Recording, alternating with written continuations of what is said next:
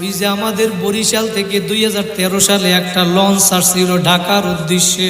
ওই লঞ্চের ভিতরে আব্দুল্লাহ নামে একটা সন্তান ছিল। ওই আব্দুল্লাহ ঢাকা গার্মেন্টসে চাকরি করে। ওর বাবা ছিল না, ছেলেটা ছিল এতিম, মা ছিল অসুস্থ। আব্দুল্লাহ বরিশাল থেকে লঞ্চে উঠে ওর মাকে ফোন দিছে, মা তুমি টেনশন করবা না, ওষুধ খাইয়া তাড়াতাড়ি ঘুমাইয়া পড়বা, আমি ঢাকায় পৌঁছাইয়া তোমাকে সকালবেলা ফোন দিব। সন্তান যখন বাহিরে যায়, তুমি যতই বলো না কেন মায়ের মন মানে না।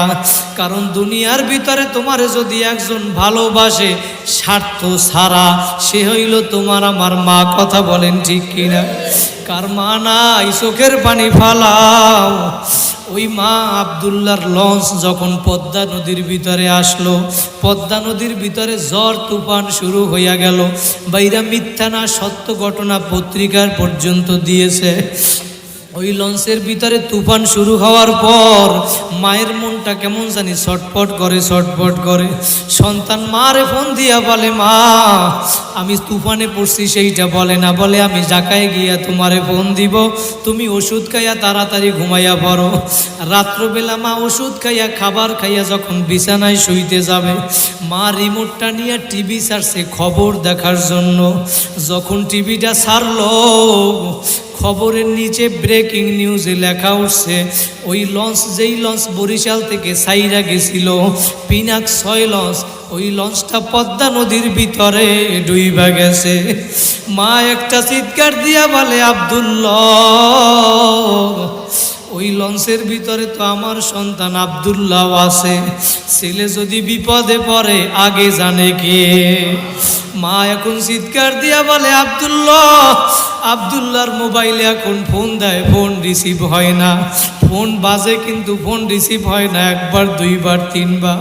মায়ের মন মানে না, সন্তান আব্দুল্লাহর ফোন আর রিসিভ হয় না।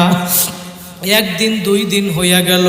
পরের 2 দিন পরে ওই পদ্মা নদীর ভিতর থেকে লঞ্চ উঠানো হইল। লাশের পরে লাশের মিছিল শুরু হইয়া গেল। পদ্মা নদীর পাশে লাশ আর লাশ। একদিন 2 দিন আব্দুল্লাহর মা, আব্দুল্লাহর জবান থেকে মা ডাক শুনে না। আব্দুল্লাহর মা সহ্য করতে না পাইরা 3 দিনের দিন আব্দুল্লাহর মা পদ্মা নদীর কাছে চইলা গেল। পদ্মা নদীর কাছে লাশ উল্টাইয়া এবার আব্দুল্লাহর খোঁজে। পদ্মা নদীরে ডাক দিয়া বলে, পদ্মা নদীরে তুই আমার আব্দুল্লাহরে কোথায় হারাইছো? আব্দুল্লাহর লাশটা পর্যন্ত খুঁজিয়া পায় না। 3 দিন 4 দিন হইয়া গেল। মা সন্তানের জন্য কি পরিমাণ মায়া, আমি সেইটা বুঝাতে চাইলাম আল্লাহর কি পরিমাণ মায়া। 1 সপ্তাহ পরে আব্দুল্লাহর মায়ের মোবাইলের ভিতরে একটা ফোন আসছে। মা এবার আব্দুল্লাহর ফোনটা রিসিভ কইরা এবং কথা বলে, বাবা আব্দুল্লাহ তুই আমার 1 সপ্তাহ মা বলিয়া ডাকো নাই, আমি তো পাগল হইয়া গেছি রে বাবা। ওই পাশ থেকে আওয়াজ আসলো, মা আমি আব্দুল্লাহ না, আমি পদ্মা থানার ওসি সাহেব বলছি, ওসি সাহেব। মা আমি আপনার সন্তান আব্দুল্লাহর লাশটা পাইছি, ওর প্যান্টের পকেটের ভিতরে মোবাইল পাইছি, মোবাইলের সিমটা খুইলা আমার মোবাইলে ঢুকাইলাম, ডায়ালে একটা নাম্বার পাইছি মা লেখা। মা এই মা নামে আপনারে আমি ফোন করলাম, মা পদ্মা থানা থেকে আব্দুল্লাহর লাশটা আইসা নিয়ে যাইয়েন। ওই আব্দুল্লাহর লাশ 1 সপ্তাহ হইয়া গেল, পইচা গন্ধ বের হইয়া গেল, মানুষ কাছেও যাইতে পারে না। আব্দুল্লাহর মা পদ্মা থানায় গিয়া আব্দুল্লাহর ওই পচা লাশটা কোলের মধ্যে লইয়া ডাক দেয়, বাবা আব্দুল্লাহ। ওই লাশের ভিতরে পত্রিকায় লেখছে, ভিডিও আমরা দেখছি, ওই লাশের ভিতরে আব্দুল্লাহর গালের ভিতরে মুখের ভিতরে মা চুমা দেয়।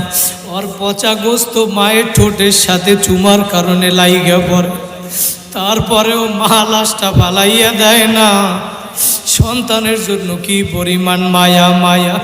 এইখানে অনেক সন্তানরা আসো মা বাবারে গেরামারি রাইখা আসছো, অনেক সন্তানরা আসো 3 কান 5 কান সাদা কাপড়ের প্যাকেট বানাইয়া মা বাবারে কবরে ফালাইয়া রাখছো। মা বাবা কেমন জানি ডাক দিয়া বলে, সন্তান তুই আজকে যেই 5তলা 10তলা ভবনের ভিতরে থাকতেছ, ওই ঘর তো তোর বাবা বানাইছিল। আজকে যেই ঘরের ভিতরে তুই বাড়ি জায়গার ভিতরে বাড়ি করছো, ওই ঘরটা ওই জায়গাটা তো তোর বাবাইকে নিয়ে দিছিল। আজকে তুই ওই মাহফিলে বইসা জামিয়া তালিমুন্নেসা মাদ্রাসার ময়দানে বইসা তোর মা বাবার একটু মনে কর, দোয়া কর, তোর 2 ফোঁটা চোখের পানি ফালা। সন্তান, মা তোমার আমার কেমন মা ছিল, দুনিয়ার ভিতরে যখন মা ছিল